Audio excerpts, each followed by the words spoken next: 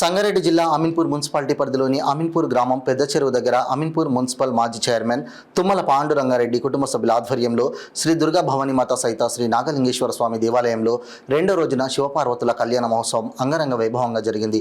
వేలాది మంది భక్తుల మధ్య కళ్యాణ మహోత్సవం కన్నుల పండుగగా జరిగిందని మాజీ చైర్మన్ తెలిపారు.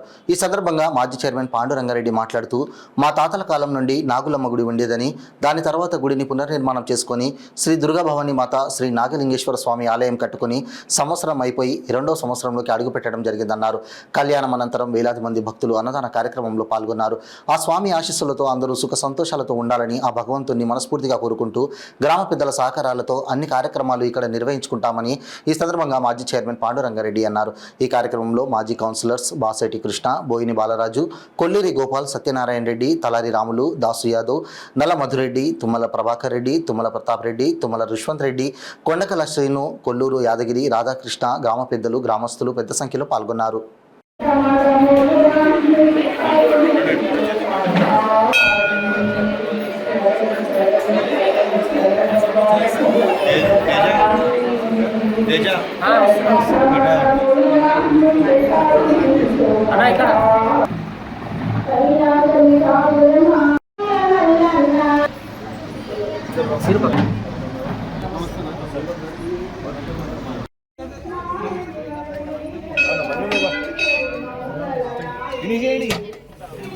చేయగలకోరి ఇరున్నదిరా